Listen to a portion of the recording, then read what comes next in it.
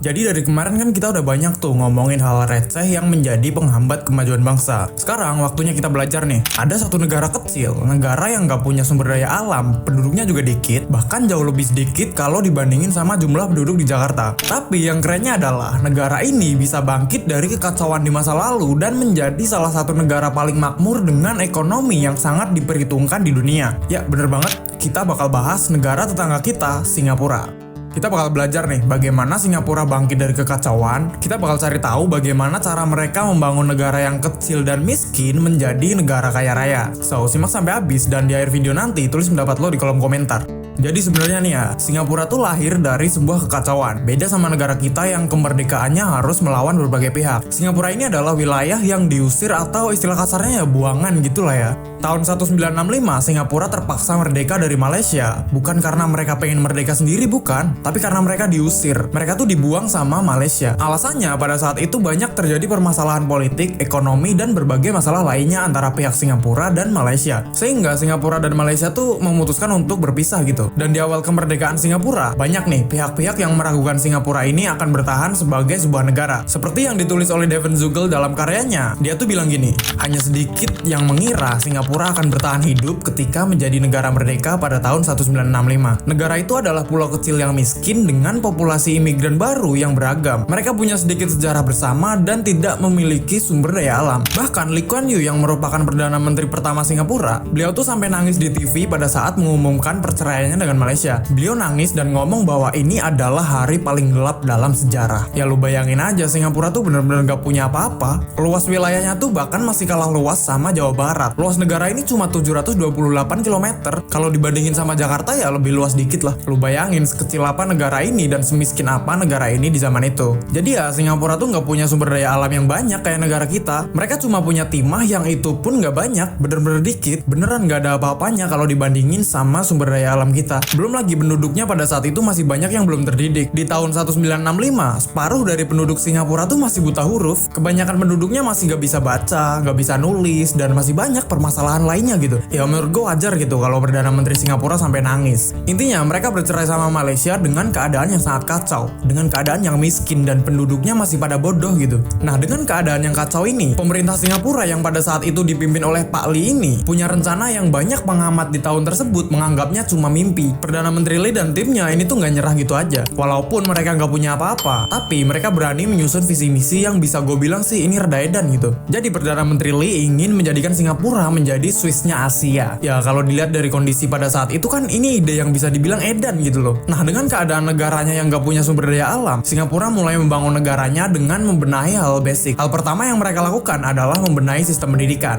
Jadi Singapura merombak habis-habisan sistem pendidikan mereka yang tadinya cuma sekolah-sekolah biasa kayak sekolah Cina, sekolah Melayu, sekolah Tamil, dan beberapa sekolah Inggris. Sistem ini tuh dirombak menjadi sistem baru yang mereka sebut dengan tripartit. Tripartit ini semacam sistem pendidikan yang menekankan siswanya untuk lebih menguasai bidang-bidang akademik, bidang kejuruan, dan bidang teknik. Mungkin kalau di Indonesia ini tuh sejenis SMK gitulah ya. Jelas dong, tujuannya untuk menyiapkan anak-anak muda Singapura agar lebih siap ketika masuk ke dunia kerja. Yang mana visi ini tuh jelas mengatakan bahwa kualitas sumber daya manusia menjadi sangat penting ketika negara tersebut gak punya sumber daya alam. Kalau dibandingin sama negara kita nih ya, lu tahu sendiri kalau di sini kurikulumnya tiap 5 tahun ganti. Kualitas gurunya juga masih banyak yang di bawah standar. Ya gak heran sumber daya manusia yang dihasilkan juga kurang bisa bersaing. Ketika sumber daya manusianya gak bisa bersaing, dampaknya bisa kemana-mana nih. Kayak produktivitasnya yang kurang, pejabat-pejabatnya yang kurang kompeten, bahkan bisa jadi wapresnya juga kurang kompeten. Siapa tuh bang?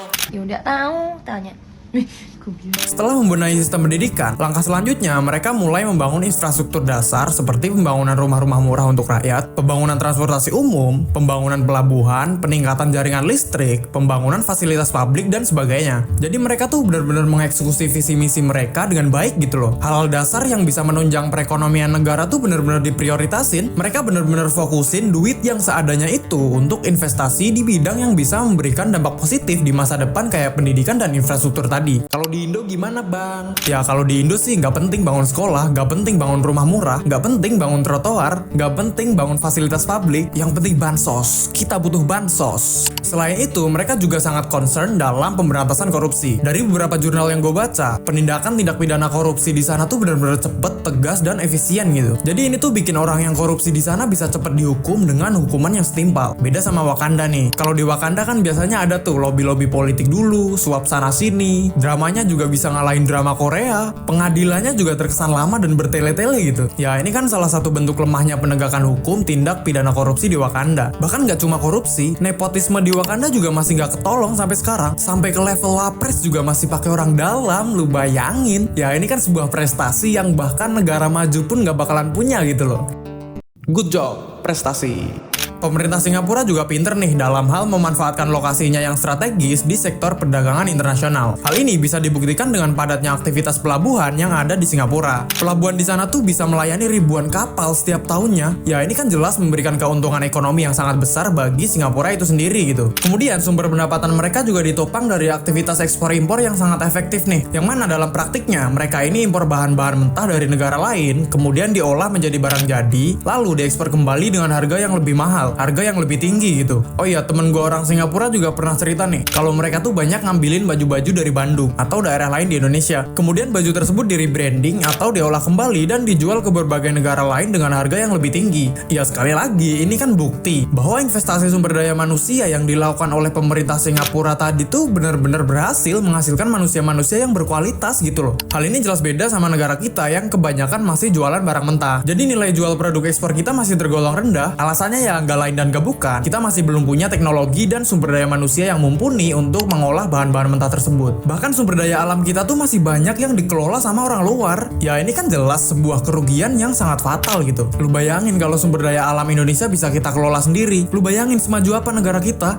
Kalau kita bisa mengolah sumber daya alam kita, pastinya pabrik-pabrik produksi bakal banyak bermunculan. Hal ini jelas bisa menyerap banyak tenaga kerja di masyarakat kita. Jadi dampak instannya, pengangguran di negara kita bakal berkurang nih. Selain pengangguran, negara juga bisa mendapatkan lebih banyak devisa apabila produk ekspor kita dijual dengan harga yang tinggi. Belum lagi kalau kita ngomongin pajak perusahaan yang beroperasi tadi. Ini kan impian kita semua yang kelihatannya tuh susah banget buat dicapai gitu loh. Nah, kembali ke Singapura, ada satu program dari Singapura yang unik nih. Mereka punya program yang namanya Central Provident Fund atau CPF. Ini tuh semacam program yang dirancang oleh pemerintah Singapura untuk menyediakan fasilitas tabungan masa depan bagi warga Singapura itu sendiri. Jadi dengan CPF ini warga Singapura bisa menjamin kehidupan masa tuanya dan pemerintah juga mendapatkan dana segar dari rakyatnya. Kemudian dana segar tersebut diputerin lagi agar bisa menghasilkan dan hasilnya digunakan untuk pembangunan infrastruktur, kesejahteraan sosial, dan jaminan masa depan warga negara Singapura tersebut. Terus gimana bang kalau ini diterapin di Indonesia? Jujur gue sih nggak kebayang ya seberapa beceknya program ini untuk dijadikan lahan korupsi kalau diterapin di Indonesia. Ya gue rasa ini nggak perlu dijelasin lah, bahkan semuanya udah terang benderang gitu loh. Pemerintah Singapura juga berani mengambil keputusan kontroversial nih. Kalau ngomongin kebersihan, mereka tuh melarang permen karet untuk menjaga kebersihan negaranya. Di sisi lain, mereka melegalkan judi untuk menaikkan pendapatan negara melalui pajak-pajak dari perusahaan judi tersebut.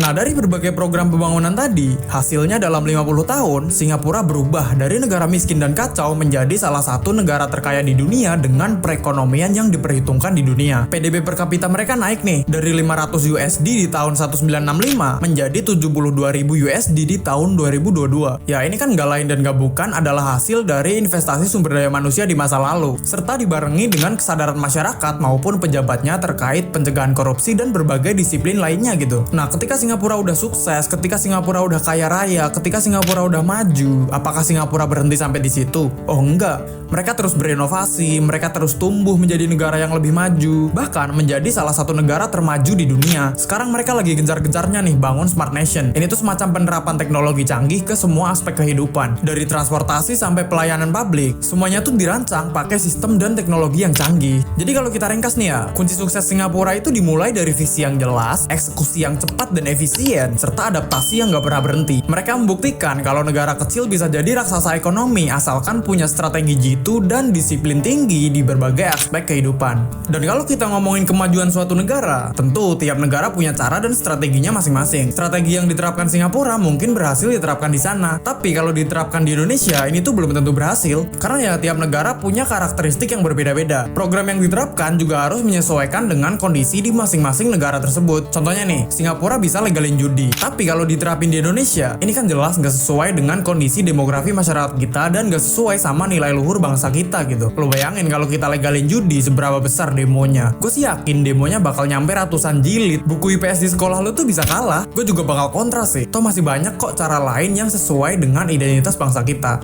Ya, sampai sini dulu ngomongin negara tetangganya. Kalau lu mau nambahin silahkan, atau ada yang mau dikoreksi. Jadi gimana pendapat lo terkait perkembangan Singapura ini? Apa yang bisa kita pelajari dari kemajuan negara tetangga kita ini? Coba tulis pendapat lo di kolom komentar.